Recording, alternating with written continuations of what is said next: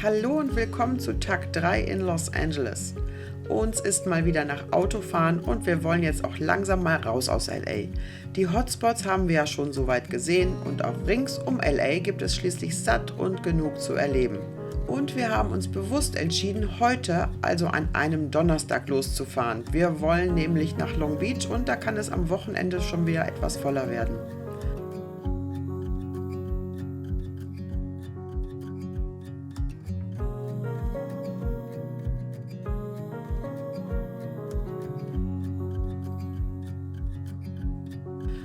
Raus aus Santa Monica und ab auf die Interstate 405 Richtung Süden. Knapp 30 Meilen von unserem Motel aus, also durchaus überschaubar, wenn wir auf die letzten 4 Wochen zurückblicken.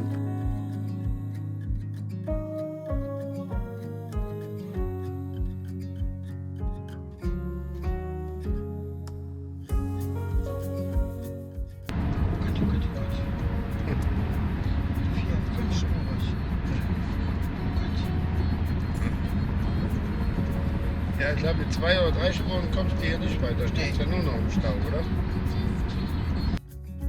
Es ist noch früh, aber wir sind natürlich nicht die einzigen auf der Straße.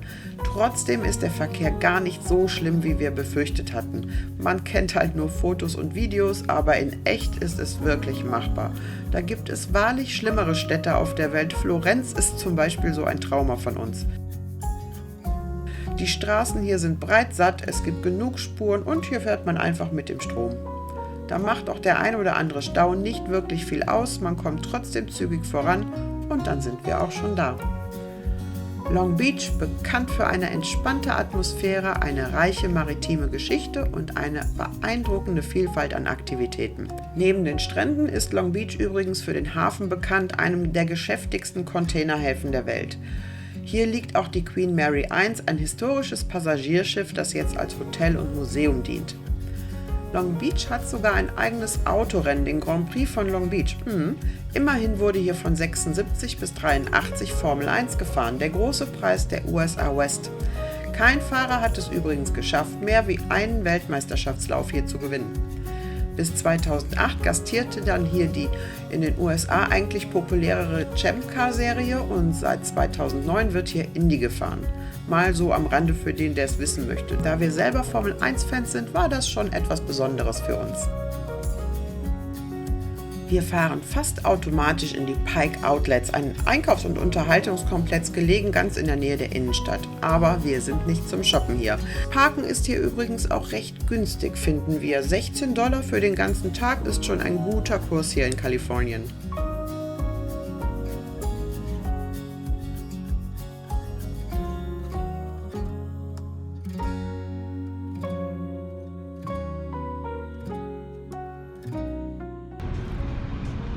So leer hier, ne? Ja. Hallo, wir haben 8 Uhr. Wir gehen über eine Brücke rüber zum Rainbow Harbor.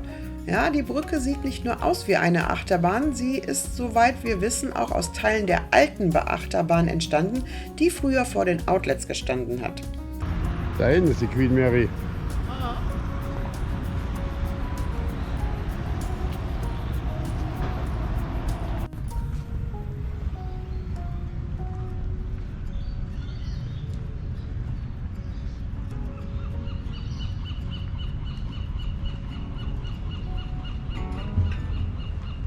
Lighthouse Point.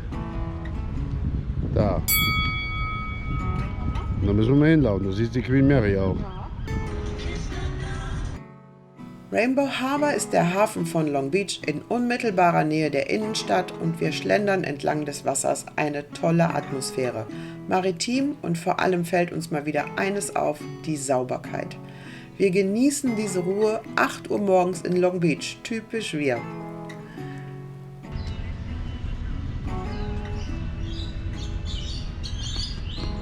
Ja, wenn du wieder zurückläufst.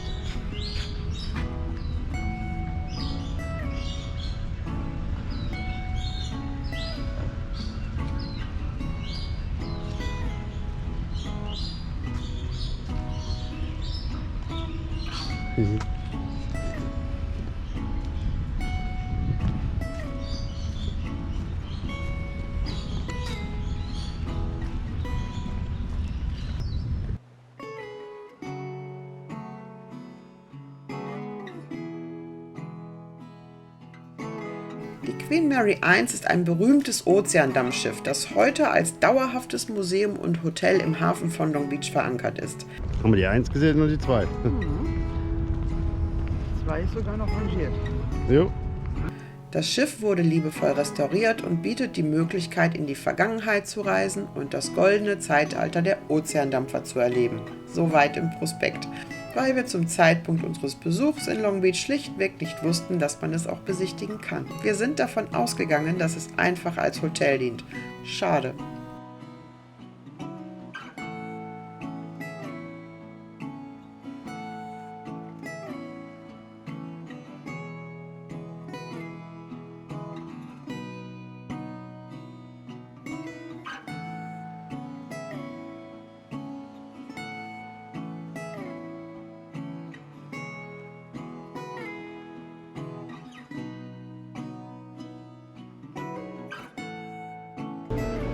Ja. Gesehen? Ja. Uns zieht es ins Aquarium of the Pacific. Ein beeindruckendes Meeresaquarium muss einfach sein. Wir lernen doch noch so einiges und man kann mit den Tieren wirklich auf Tuchfühlung gehen. Rochen streichelt man nicht jeden Tag und die kleinen Regenbogenloris sind wirklich herzerwärmend. Wir genießen die entspannte, aber auch lehrreiche Atmosphäre und bereuen keine Minute. Einen Besuch können wir sowieso nur wärmstens empfehlen. Mit dem Eintrittsgeld tut man was Gutes und die Zeit lohnt sich allemal.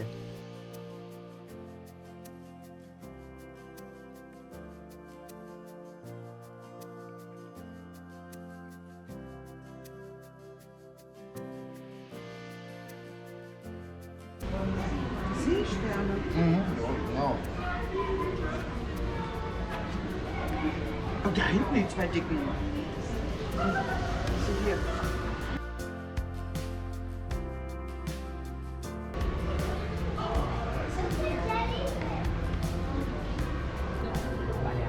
Guck dir den Hai an, der hat das. Ja, guck dir den.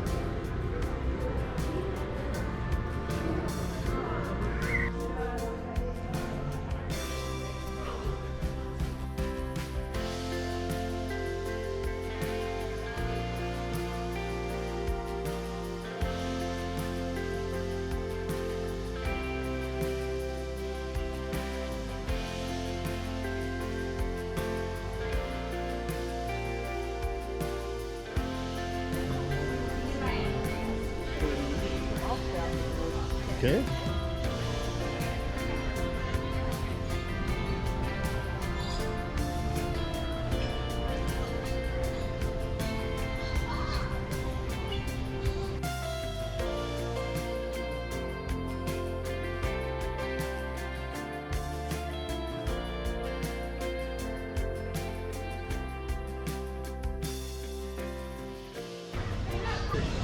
Our fiddler Ray is the one right here that has the Rochen oder so.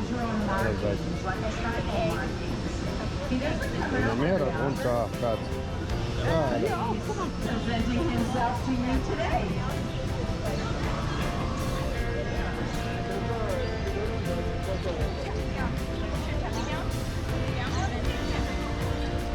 Along with that, we have the cow-nose rays. And the cow-nose rays are aptly named because their noses look like cows' noses.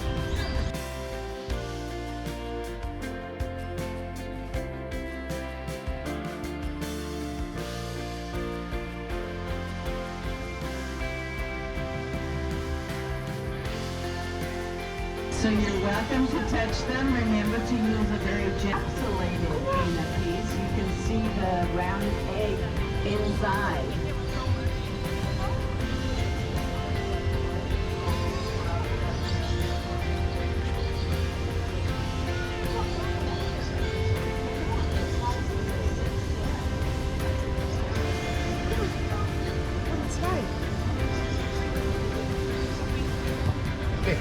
Ich wollte alle sagen. Also, Der sieht gut aus, die blauen Punkte hier. Achtung, da kommt noch einer.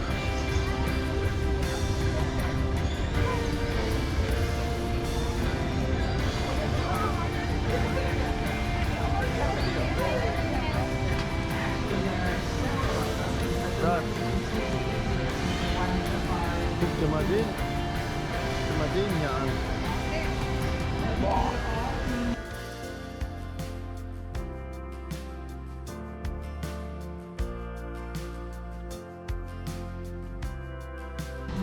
Hallo. Aber er winkt, er ist freundlich.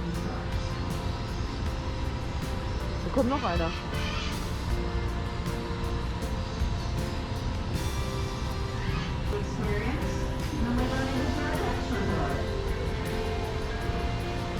Boah, das ist ja schön, was? So ein Riesenvieh werden wir nie wiedersehen. Nee.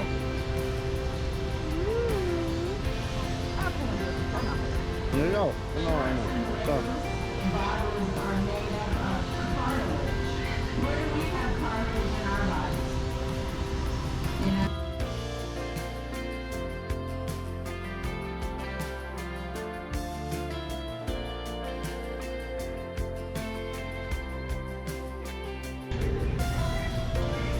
You gotta put your fingers pretty deep in the water.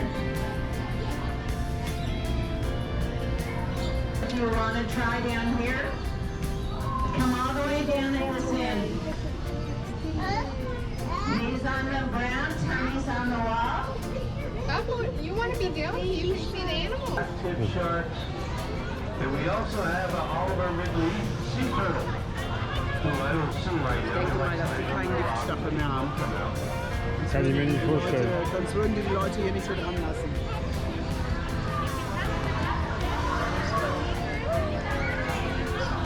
So, jetzt aber. Giftig, oder? Hi. It's not a poison snake, huh? Oh no, he's not venomous. No, he's super chill. Yeah, he's full grown too. Das ist aber für dich.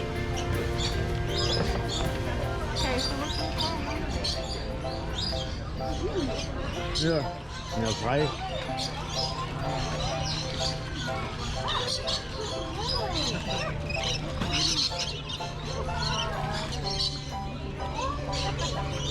Ja, der denkt, du hast was zu essen für ihn. Hab ich aber nicht.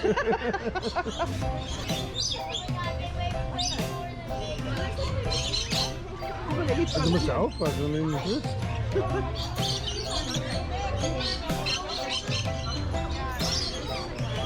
Das wäre für deine Mutter, wa? Ach du je.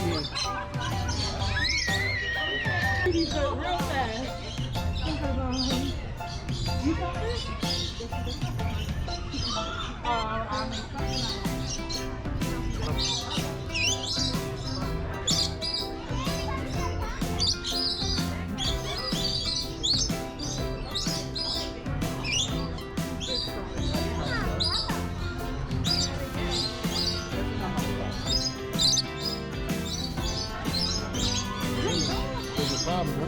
Ja. Der ist neugierig. Der will jetzt gucken, was das ist.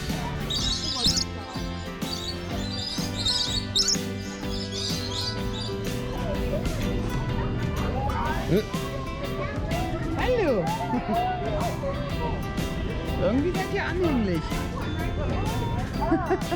Mach die Äugelein immer zu. Ja, aber keine Kaiserfinger. Immer da oben ist noch welche an Land.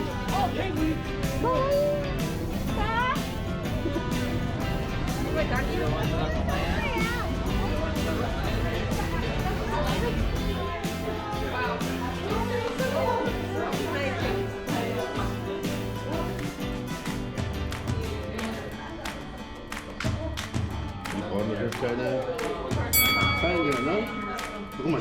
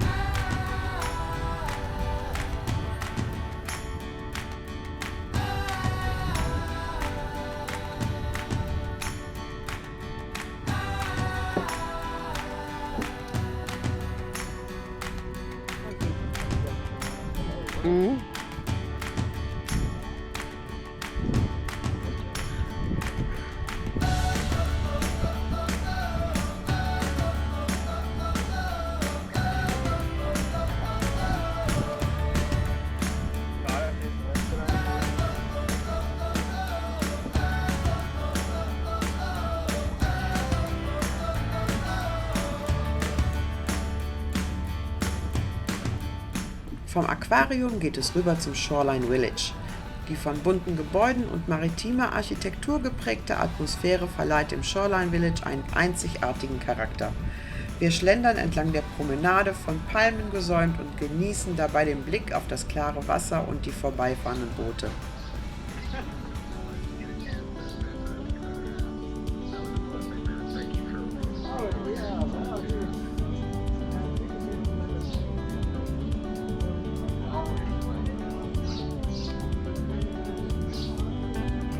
Ach, guck mal, ein ganz großes Monopoly. Guck mal.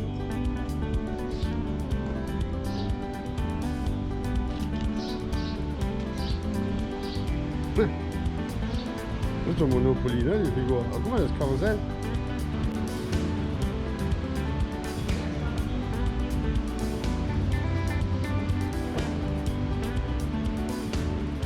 Das ist ja geil, das sind immer andere Spieler, die man nicht kennt.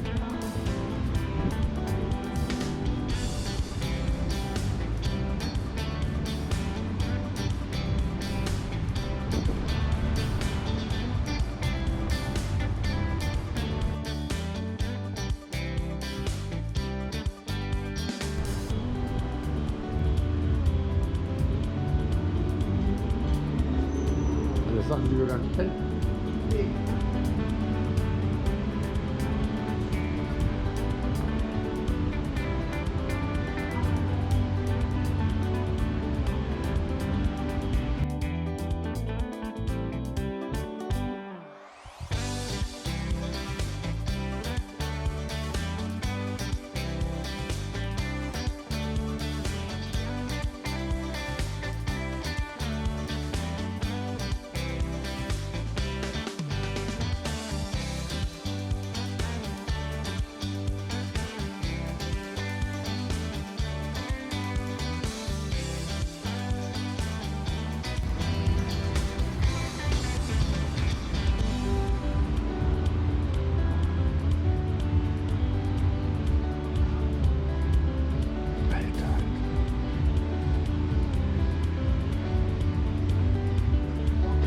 Ja.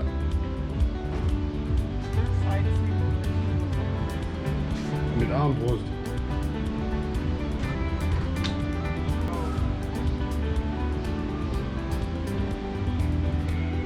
Muss man ja mal gesehen haben, oder? Nein. Aber muss man mal gesehen haben. Ja, ist cool.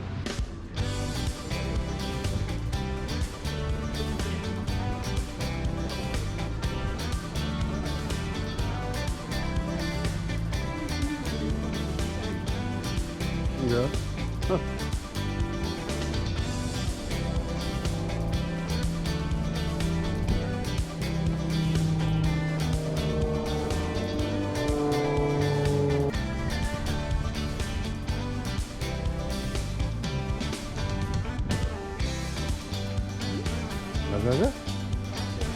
Was ist das?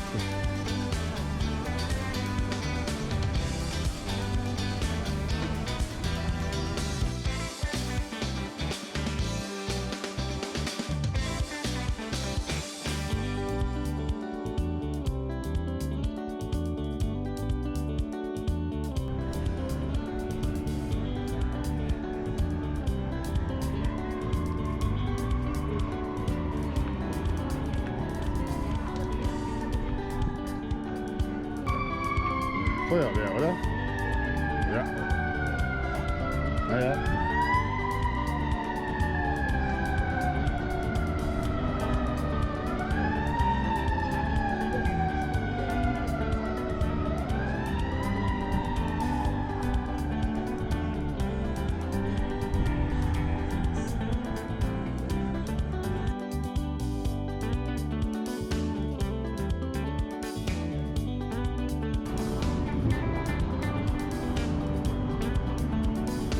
Hier sind noch mehr Schlösser.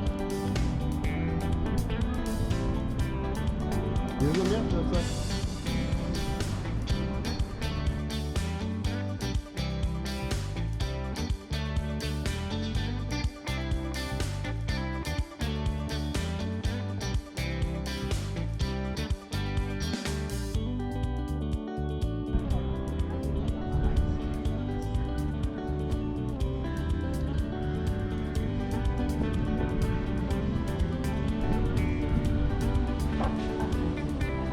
Ja.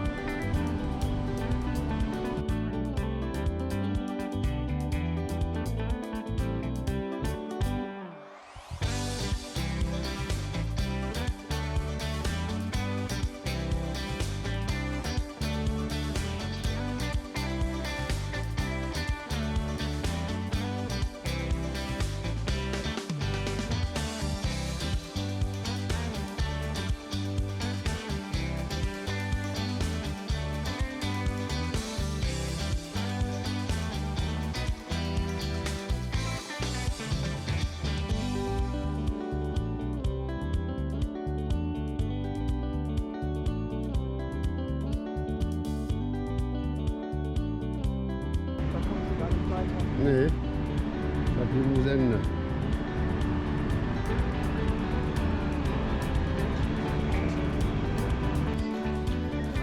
Istanbul rum. Steht da auch ganz oben dran.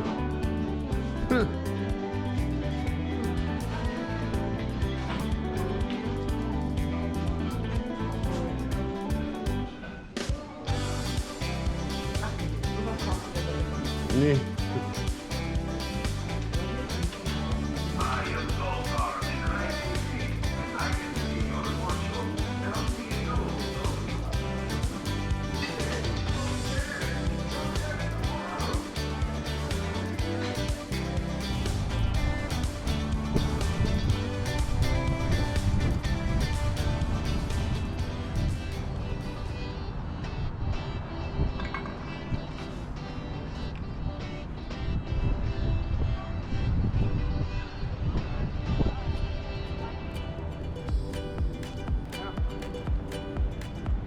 Ja, so schön.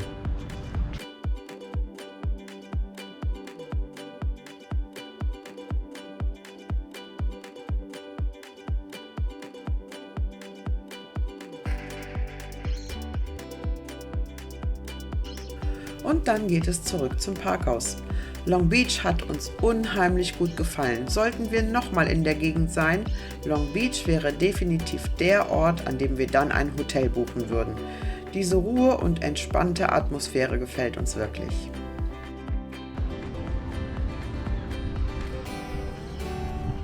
Gehen wir erstmal hier rüber.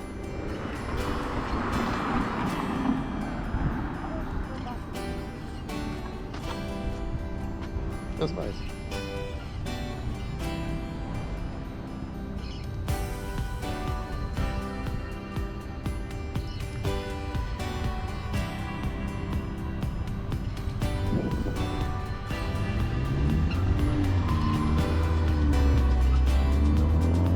Also müssen wir hier hinter, ne? Ja, ja, wir sind ja ziemlich weit.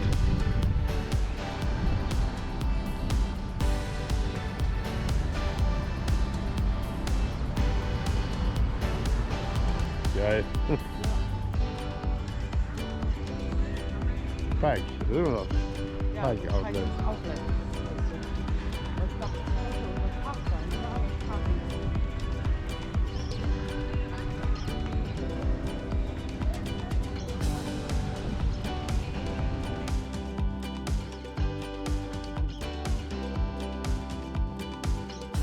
Und als wir aus Long Beach rausfahren, fällt uns auf, dass wir gerade über einen Abschnitt des Long Beach Grand Prix Circuit fahren.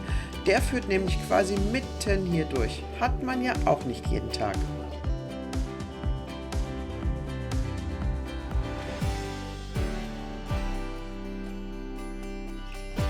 Mein Long Beach gibt auch so einen.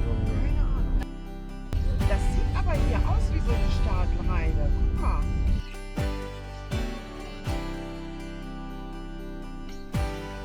Wir haben uns entschlossen, weiter nach Anaheim zu fahren. Nach Anaheim ist es nicht weit, gut 20 Meilen, eine knappe halbe Stunde Fahrt. Dauert natürlich aber wieder etwas länger. An den Ampeln steht man irgendwie länger wie in Deutschland, zumindest fühlt es sich so an. Das Disneyland Resort ist zweifellos eine der Hauptattraktionen Anaheims und zieht Besucher aus der ganzen Welt an. Aber da wollen wir definitiv nicht hin. Wir haben es sowieso nicht so mit Disneys Kitschwelt und wenn man sich die Preise anschaut, knapp $100 am Tag und das ist nur ein Standardticket. Stundenlanges Anstehen inklusive, pro Person natürlich. Parken darf man hier dann auch noch für $35, also Für uns ist es weder Zeit noch Geld wert.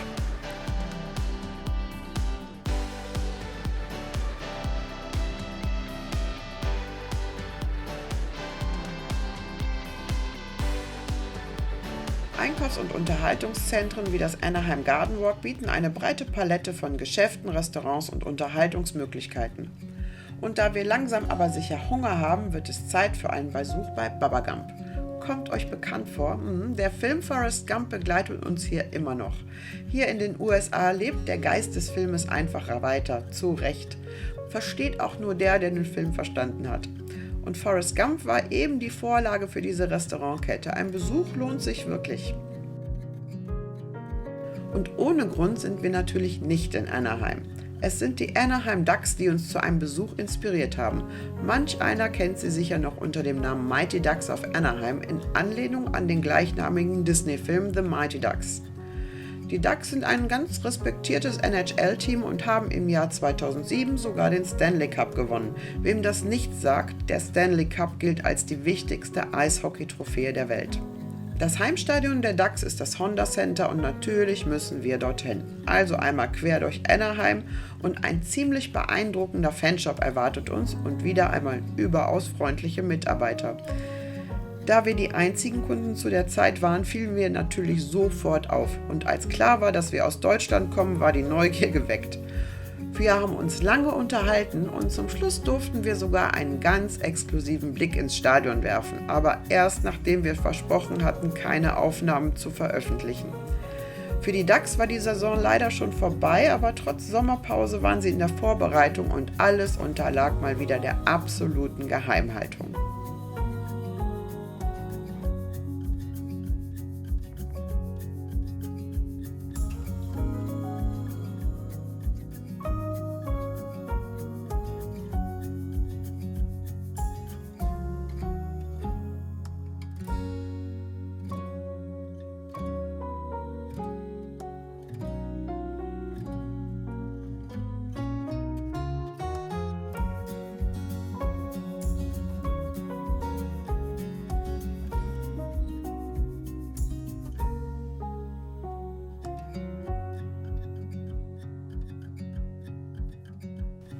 Und dann geht es zurück nach LA. Der Tag ging rum wie im Flug. Ein wirklich schöner Tag.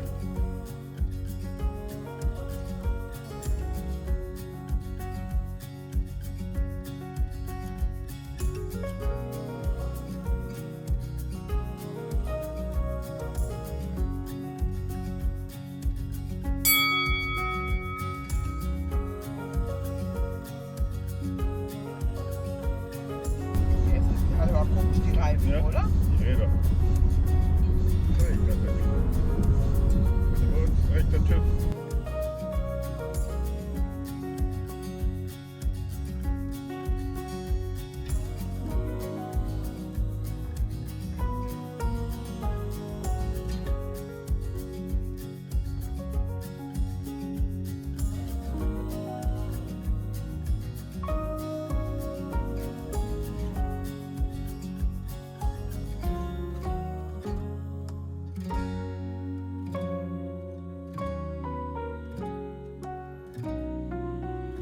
Wir lassen den Abend gemütlich in unserem Motel ausklingen und gehen früh zu Bett. Morgen geht es nämlich noch ein wenig früher los. Wir haben da was vor. Unser letzter Tag auf dieser langen Reise soll ein bisschen was Besonderes werden. Wird er auch, aber anders als geplant. Und dazu wie immer mehr in Episode 32. Neugierig geworden? Abonniere unseren Kanal und verpasse keinen Tag von der Reise unseres Lebens. Route 66, the trip of a lifetime. Und wenn es dir gefallen hat, dann lass noch einen Daumen da. See you next week.